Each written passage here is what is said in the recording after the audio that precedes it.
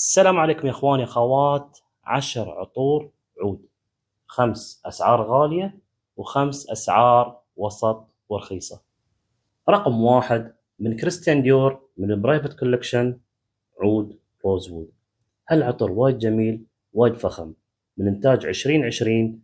فيه التوت العليق او الروزبري، فيه السفرجل، فيه خشب الصندل، وفيه نوتات حيواناتيه اللي هو الانمالك اللي يقول عنها الانمالك، وفيه العود، وفيه اخشاب الورد من بالي. عطر وايد جميل، جربوه اذا ما جربتوه. رقم 2، رغم نوتاته البسيطه الا انه عطر عبقري جميل، من بلغاري كوبرا اللي لونه اخضر. العطر وايد جميل، من انتاج 2020. فيه ابره الراعي اللي هو جرانيوم، وفيه اللبان والعود. هالمكونات تخلق هالعطر الجميل، اذا ما جربتوه لازم تجربونه، عطر وايد حلو الصراحه. رقم 3 من زرجوف الكسندريا 2. هالعطر في قمه الروعه والجمال، واذا انت كنت ما تعرف هالعطر، وينك عن عالم العطور؟ وينك عن هالعطر؟ هالعطر من إنتاج 2012.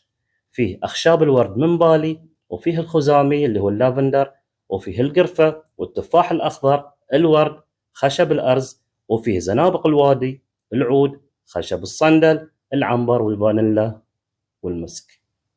هالعطر وايد وايد وايد حلو، ثبات وفوحان 10 من 10.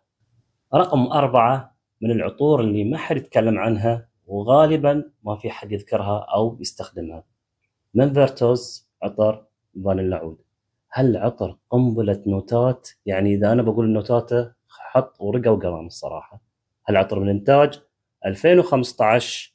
الزعفران والراوند، وفيه التفاح، وفيه البرغموت، وفيه العود والزعفران مرة ثانية، وفيه أخشاب الكشمير والورد الياسمين، فيه زهرة بخور مريم، وفيه البنفسج، وفيه العود والفانيلا والكراميل، وفيه حبوب التونكا، خشب الأرز، خشب الصندل، وفيه أخشاب الغاية أو القاية، وفيه مسك، وفيه الباتشولي، وفيه إنجيل الهند. هالعطر وايد جميل، يعني أنا صراحة جربته مرة واحدة، لكن ثبات وفوحان وايد مرضيين.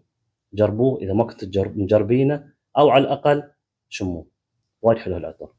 رقم 5 من نيشاني مانا. هالعطر وايد جميل، بس يعيبه سعره الغالي، وايد سعره غالي على 50 ملي، ما يمنا 100 ملي. هالعطر من إنتاج 22. فيه الزعفران، فيه الهيل، فيه الزنجبيل، الفلفل الأسود، العود، فيه جلد الغزال، فيه الورد التركي، فيه القندس، فيه أخشاب القاية، وفيه اللبدانوم، خشب الصندل، المسك، فيه الطحالب، اللبان، البنزوين أو الجاوي، وفيه البتشولي. وايد حلو هالعطر، لكن مثل ما قلت لكم وايد غالي.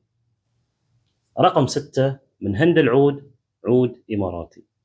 العطر جميل ومكوناته جدا بسيطة، هو عبارة عن العود والتمر والفانيلا، من إنتاج 2017. وايد حلو هالعطر، عطر قديم لكن جميل للمناسبات. رقم 7 من العطور اللي قليل يتكلم عنها رغم جمالها، من بريوني انتنس الأسود. هالعطر من إنتاج 2021. فيه اليوسفي، البرغموت، الفلفل الوردي، التفاح الأخضر، الباتشولي، الزعفران، العود، وفيه الأمبروكسان، وفيه الفانيلا. جربوا الصراحة وايد حلو هالعطر، حتى الغطاء ماجنت. رقم 8 بعد من العطور اللي القليل يتكلم عنها، من إنتاج 2016. ميل سوفاج من أمرون. هالعطر وايد جميل، بس فوحانه مش ذاك القوي، فوحان هادي، يعني للناس اللي قريب منك.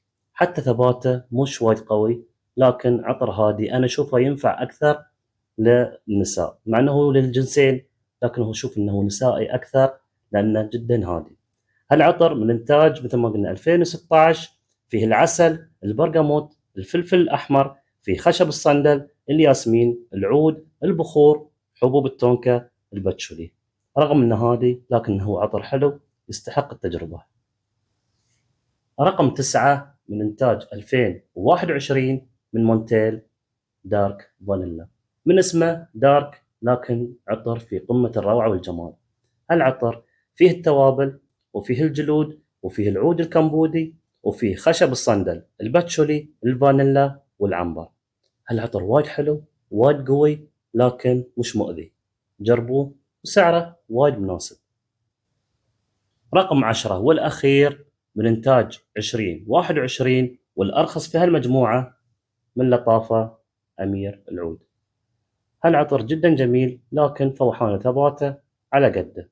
فيه الأخشاب، وفيه العود، فيه السكر، وفيه الفانيلا، وفيه العود مرة ثانية في القاعدة، وفيه خشب الصندل، وفيه الأخشاب أو قصدي النوتات العشبية. حلو العطر، وفيه ثبات وفوحان، بس مش أقوى شيء. جربوه لأن سعره رخيص ويستحق إنكم تجربونه.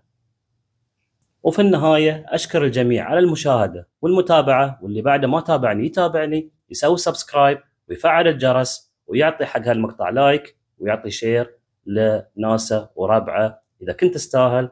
وأشوفكم إن شاء الله في مقطع ثاني. لكم مني أجمل تحية، وإلى اللقاء.